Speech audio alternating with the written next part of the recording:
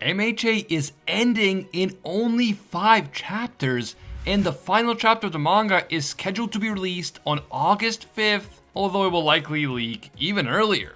This is it. After 10 years, the manga is coming to an end, but it's not over yet, and the ending still has some insane twists and turns left, so let's get into it. You guys know how this works. If you've enjoyed my MHA videos for all these years, leave a quick like and comment for that YouTube algorithm. And if you don't want to miss my videos on the final chapters, please do me a huge favor and subscribe right now. And don't forget to turn on that notification bell so that you get all notifications. Well, it's hard to believe that we're only like a month away from the end of the manga. I've been posting regularly on this channel for about 8 years now. And when I first started covering MHA, it was already a few years old since it had started back in 2014. I can't believe that the end is here. I feel like the MHA manga has always been a constant here on the channel, but all things must come to an end, and even after the final chapter of the manga, we're still gonna have the anime, and who knows, we might get another spin-off or even a sequel, so no need to be too upset.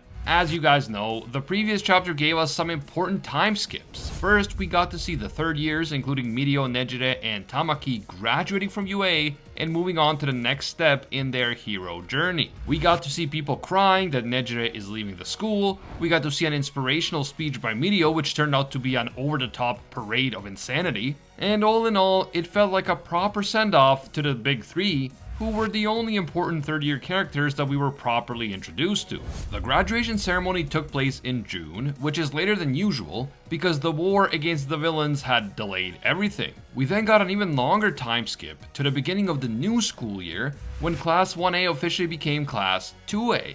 Everyone is there and mostly recovered from the injuries they sustained during the war, although there has been one significant change to the class roster. Yuga Aoyama, the former UA trader, has decided to leave the UA in order to make amends for his past mistakes. He does hope to return to the UA eventually, but first he wants to focus all of his attention to redeeming himself in the eyes of the Hero Society. Even though he would have been allowed to continue as a UA student if he had decided to, he decided instead that he simply couldn't do it until he atoned for the fact that his classmates were put in danger by his spying for All for One. And as Yuga bows out of Class 2A, a new student joins the class, our boy Shinso, who is now officially a member of Class 2A. After a quick gag in which Mineta sees a glimpse of Toru's real face and then starts simping for her, the students are informed that this year they will be helping out with the post-war restoration efforts throughout the country. Then, at the end of the chapter, we got to see the face of a crying man who looks like he might be a villain because he is wearing the same type of clothing that Kurogiri was wearing when he was being held as a prisoner by the heroes. We only got to see a partial reveal of the character's face, and we see that he is walking barefoot across the ruins of a Japanese city. The identity of this mysterious character instantly sparked a lot of controversy. Some believe that this is actually Kurogiri, who somehow managed to survive the war and revert back to his human form after the war against the villains. Others believe that this is a completely new character, and since the story is about to end in only a few chapters, many are speculating that this might be Deku's father, since Deku's dad reveal was promised by Horikoshi before the manga ends. The final page of the chapter showed Endeavor sitting in a wheelchair and looking at a futuristic device that seemed to be keeping someone alive. As we all guessed, the person inside that device is Toya Todoroki, aka Dabi, but nothing we saw in the last chapter could have prepared us for the shocking truth revealed in the new chapter. The latest chapter quickly confirms the true nature of that mysterious futuristic device. The Todoroki family has come together one final time, and that's because we learn that Dabi, aka Toya, is in fact still alive inside the futuristic device. He is horribly injured, he looks nothing like he did before, and in fact he looks more like some sort of cybernetic robot than a human.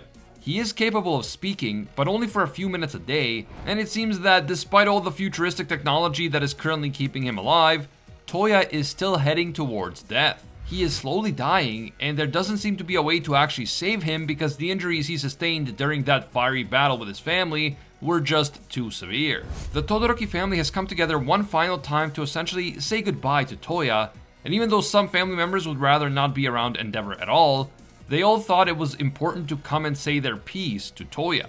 Cyborg Toya looks at them, and then he jokes that he feels like some sort of tourist hotspot because all these people are coming out of the woodwork to see him. Toya's mother calls out his name, and Endeavor declares in front of Toya that he is retiring from being a pro hero.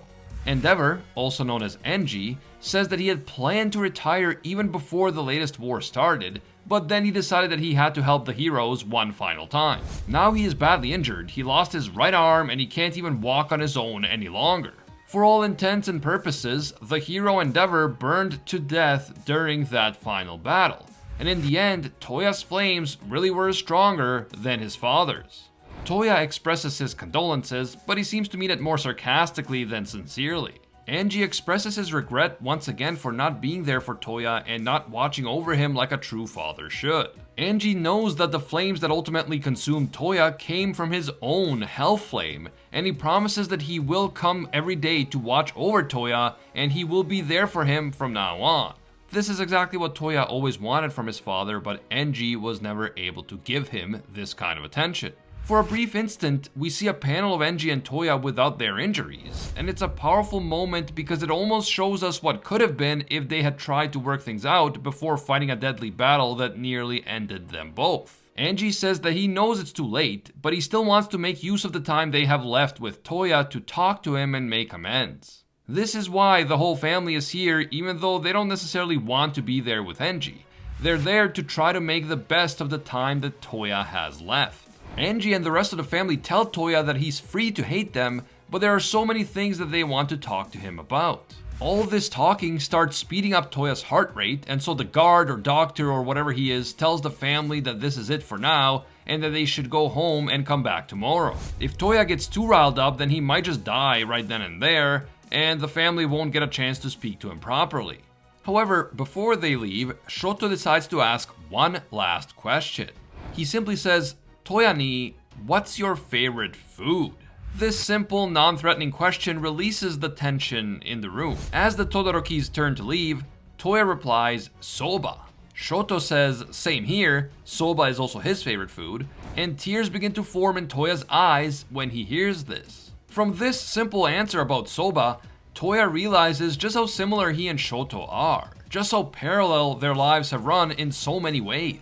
Toya's obsession with Endeavor clouded his view of Shoto, and he wasn't able to see just how much they had in common, and how much they could have helped each other and been there for each other if Toya had bothered to give his brother a fair chance. As he drifts away from consciousness, Toya thinks, "Sorry, Shoto." Once the family leaves the building where Cyborg Toya is being housed, Natsu tells Enji that this is it for him. He doesn't want to see Enji ever again, and he is not going to change his mind. Natsu says that he wants to start a family with his girlfriend, but he doesn't want to have any sort of big ceremony, and he doesn't want to even introduce her to his father, Enji. Enji says that he understands, and he apologizes to Natsu again for putting him in this position. Natsu tells Enji that he fulfilled his responsibility by risking his life to stop Toya's rampage, and now that he's been so heavily injured that he can no longer go on being a pro hero, he's been punished adequately for all of his past misdeeds. So, according to him, Enji doesn't need to keep apologizing. But Enji says that no, he will continue to apologize and he will keep trying to atone for his sins and his crimes for the rest of his life. Enji believes that if there's a reason why he survived that fight against Toya when he probably should have been killed, then that reason is that he has to atone for his sins and keep trying to make up for his past mistakes. And that is exactly what he intends to do for the rest of his life. Natsu hesitantly admits that this is the first time that he ever thought that Enji was actually cool. As for Shoto, he's just gonna go back to school and keep getting stronger with his classmates. He tells his parents that he is on the path that he wants to be, and that he has Class A on his side, so he will be fine. Rei is grateful that they have such strong and mature children, and she is also grateful that they have people who are looking out for them, such as Hawks, who has been checking in regularly and offering to listen and help. Interestingly enough, as the kids leave, Enji and Rei are together. Rei is the one pushing Enji's wheelchair. What do you guys think? Did Enji manage to redeem himself in the end? Did he atone for his sins, or does he still have work to do? Let me know down in the comments. The chapter then shifts focus to Hawks himself, who is visiting Lady Nagant in prison.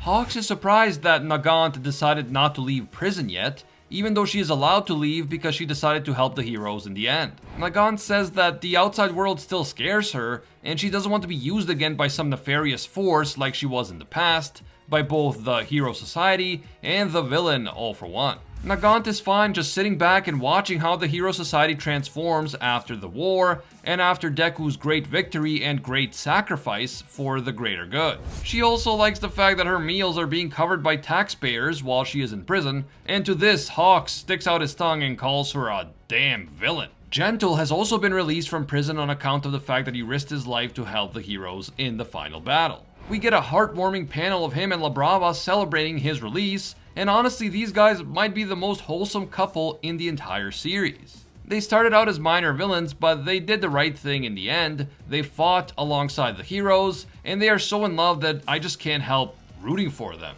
And yes, La Brava is confirmed to be 22 years old, even though she's short, so there's no need to cancel Gentle. Okay. As Hawks leaves the prison, he gets a text from Enji thanking him for checking in and confirming that the Todorokis are in fact okay. Enji also reveals that Hawks is now the new president of the Hero Public Safety Commission despite his young age. And Enji praises him for being so young but still so determined to make changes. The chapter ends with an injured Spinner waking up in a hospital room as someone opens the door.